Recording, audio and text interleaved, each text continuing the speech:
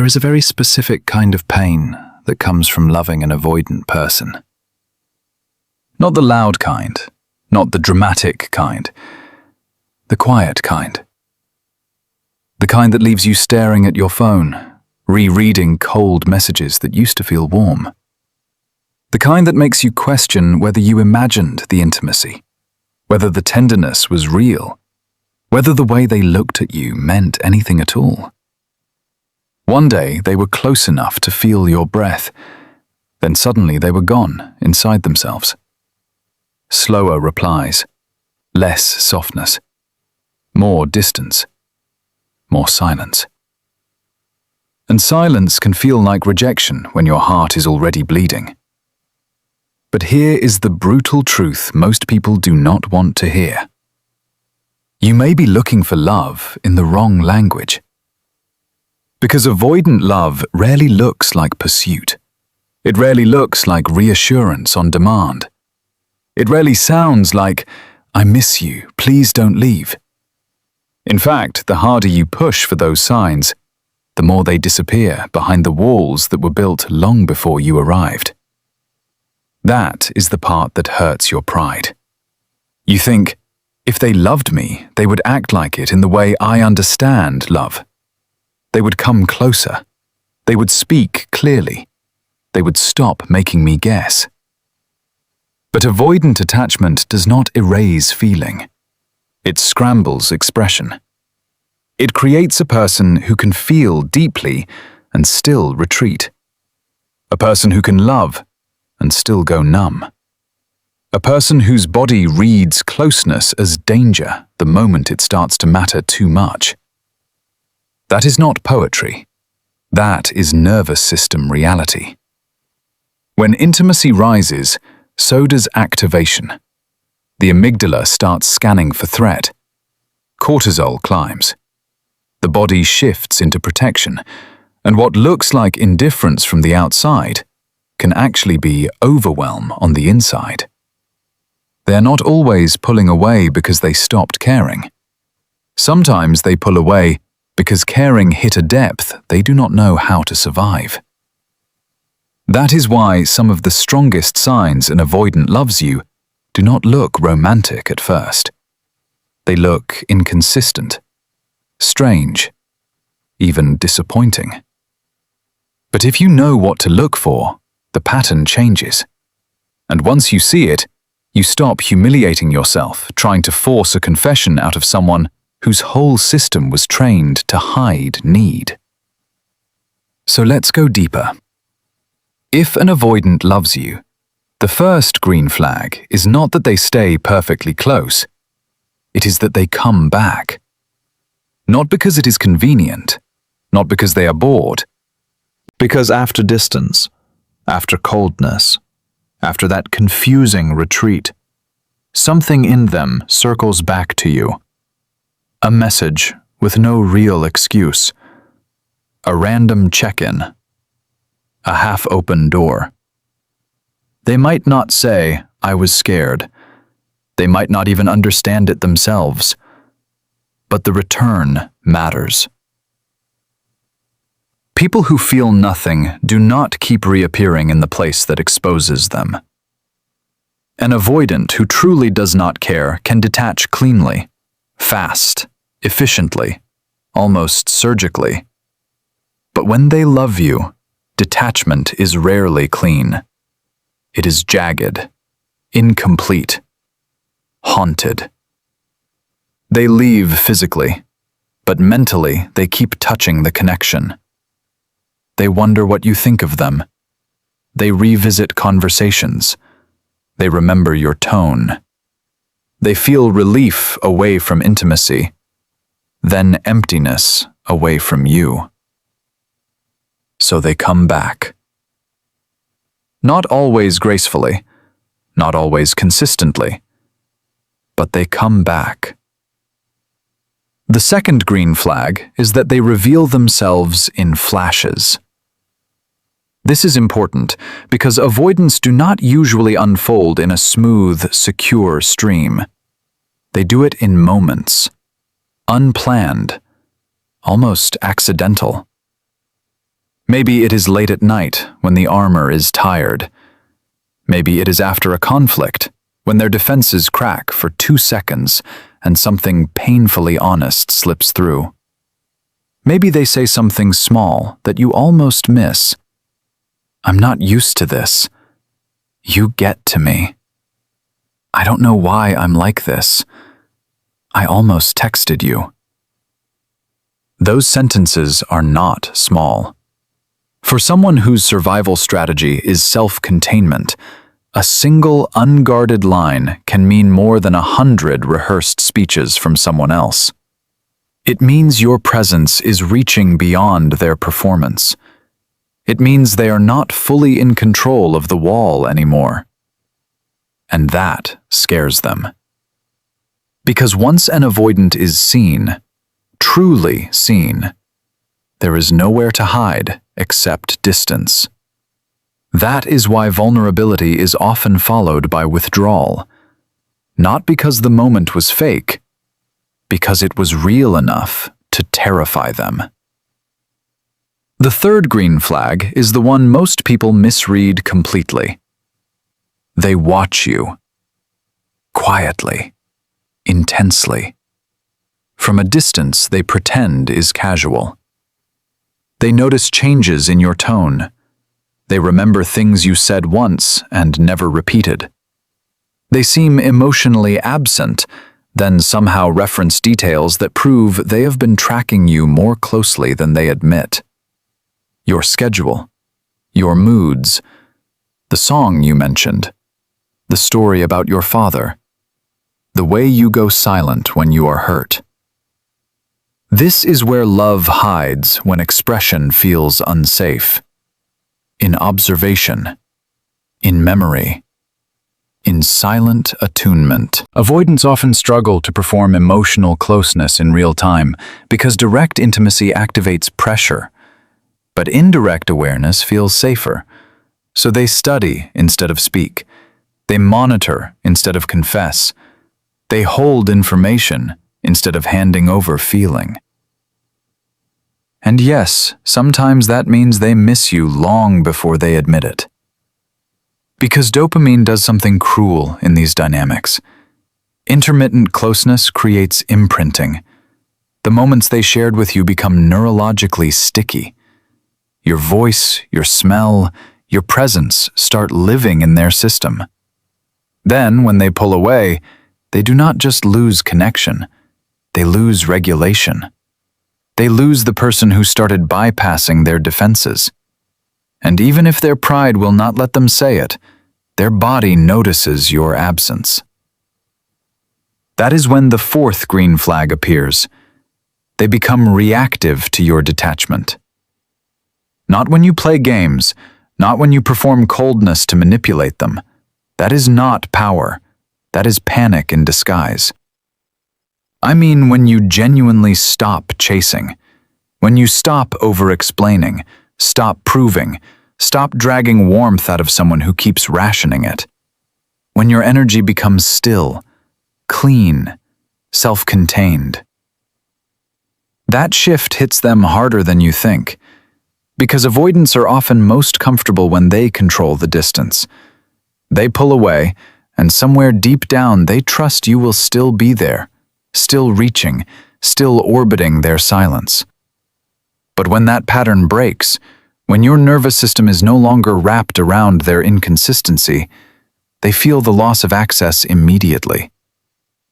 Suddenly they are the one checking your story too quickly, the one wondering why you sound different, the one feeling that unfamiliar churn in the chest, not because they are evil and lost supply, because your constant pursuit had become emotional scaffolding, and when it disappears, they finally feel the weight of what they have been holding off.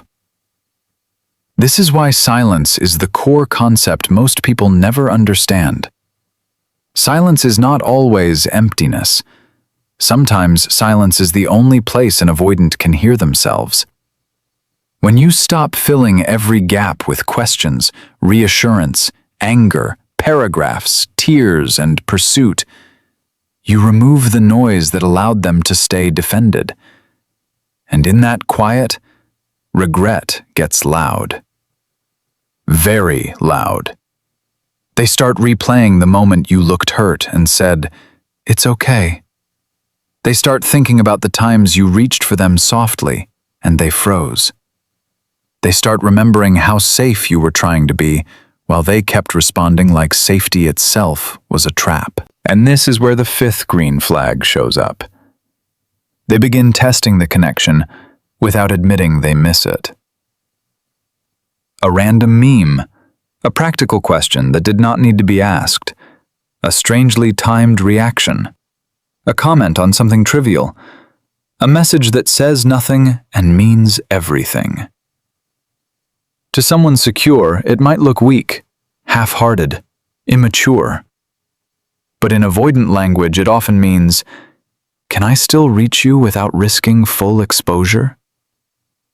They do not know how to knock directly, so they touch the door and wait. They want to see if your energy is still open, if your warmth is still there, if the bridge they abandoned can still hold their weight. And if there is regret, this is often how it leaks out first. Not in dramatic apology, in contact seeking disguised as casualness. Because if they said the full truth too soon, they would have to feel it too soon. And feeling is exactly what they have spent years outrunning. The sixth green flag is one of the deepest. They soften around your boundaries. This is where many people get it wrong. They think love is proven by intensity, by jealousy, by desperate chasing, by emotional chaos. No. For an avoidant, one of the clearest signs of real love and real regret is that your self-respect starts changing their behavior. Not instantly, not perfectly, but noticeably. When you stop accepting crumbs, something in them wakes up. When you no longer beg for clarity, they feel the consequences of ambiguity. When you stop rewarding inconsistency, they begin realizing that your presence was not an entitlement. It was a gift. And if they love you, boundaries do not make them care less. Boundaries expose how much they could lose. That is why some avoidants grow warmer when you become firmer. Not because they enjoy control being taken from them, but because clear limits reduce the emotional fog they hide inside. Your self-possession creates structure, and structure can feel safer than chaos to a dysregulated nervous system. They may start showing up more carefully, listening more, revealing more, not because you finally cracked them, but because your energy stopped abandoning itself for access to theirs. That changes everything. Then comes the seventh green flag, the one most closely tied to deep regret. They start trying in ways that cost them. Not grand gestures, not cinematic speeches, real effort. They initiate when it would be easier not to. They sit in difficult conversations longer than before. They resist the urge to disappear. They admit confusion instead of acting above it. They ask what you need. They revisit pain they once avoided. They attempt repair, awkwardly, imperfectly, but sincerely. This matters because avoidants do not fear love as a concept. They fear the loss of control that love demands. So if they begin doing things that make them feel exposed, clumsy, uncertain, emotionally naked, that is not casual interest. That is significance.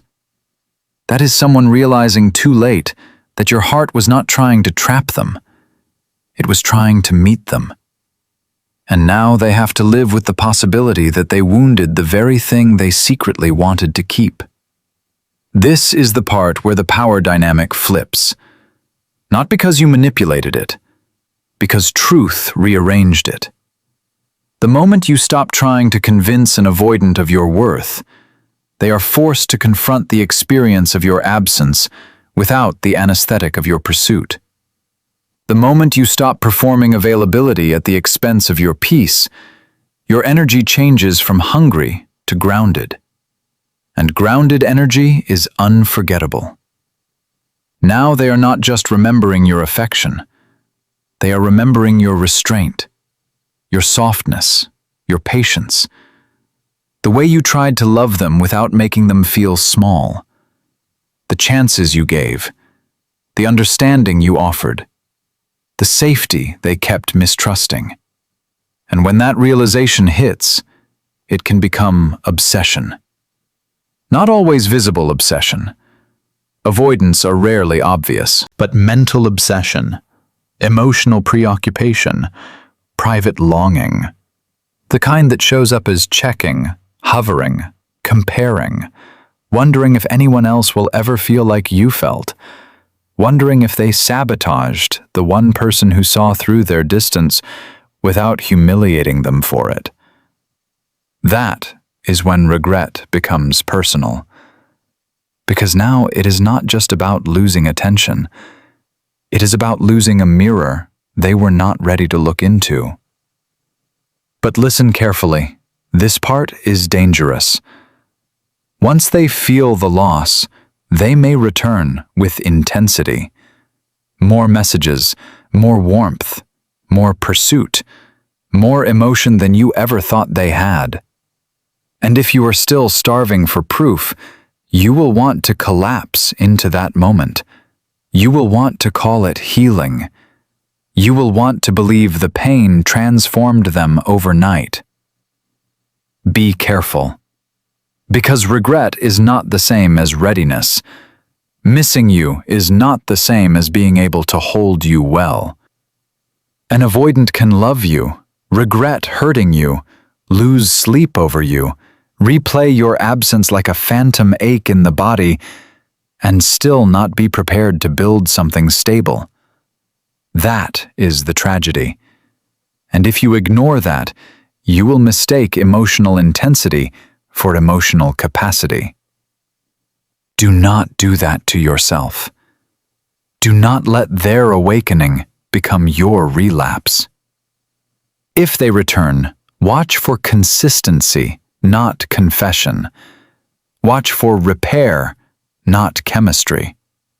Watch for whether they can remain present after closeness, after conflict, after vulnerability. Anyone can reach when they are afraid of losing you. The question is whether they can stay when having you requires maturity. That is the pattern you must stop breaking your own heart to defend. Because yes, some avoidants love deeply. Yes, some carry profound regret. Yes, some are shattered by the loss they pretended not to feel. But none of that is your permission slip to abandon yourself. Your healing begins the moment you understand this. Their inability to love you clearly was never evidence that you were hard to love. It was evidence that your love touched a system built around survival, not intimacy. And survival always confuses tenderness for danger. You were not too much. You were too real for someone trained to live behind emotional glass. That is why your power was never in making them chase. It was in becoming someone who no longer measures their worth by who hesitates to hold it. That is the identity shift. You stop being the one who waits to be chosen by wounded people who only recognize your value in your absence. You stop making a home out of ambiguity. You stop translating silence into a personal defect. You stop kneeling in front of closed doors, calling it loyalty. And you become someone else. Someone quieter inside. Someone steadier. Someone whose nervous system no longer confuses inconsistency with depth. Someone who can see love clearly, even when it arrives distorted. Someone who can say, "I understand your wounds, but I will not live inside them." That is power.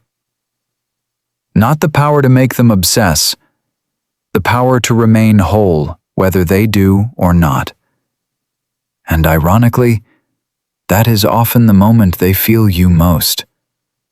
When your energy is no longer reaching, when your self-worth is no longer negotiable, when your presence is no longer available for emotional half-measures, when your silence no longer begs, but blesses and leaves. Then they understand. Then the grief arrives. Then the love they could not name starts echoing in the empty places where your reassurance used to be. And maybe they will grow. Maybe they will come back changed. Maybe they will finally have the courage to meet love without running from themselves. Maybe. But your life cannot be built on maybe. Your life has to be built on what is true now. And what is true now is this. If an avoidant loved you, the signs were always there in the return, in the flashes of vulnerability, in the silent observation, in the reaction to your detachment, in the disguised bids for contact, in the softening around your boundaries, in the efforts that cost them something real. Those are the green flags. But the deepest green flag of all is not in them. It is in you. In the moment you finally stop needing tortured love to prove your value. In the moment you stop romanticizing emotional unavailability as depth. In the moment you realize that being deeply felt is not the same as being deeply held. In the moment you choose peace over potential, clarity over chemistry, wholeness over longing. That is when the story changes. That is when you change. And once you do, no one gets to love you in fragments and call it fate. Not anymore.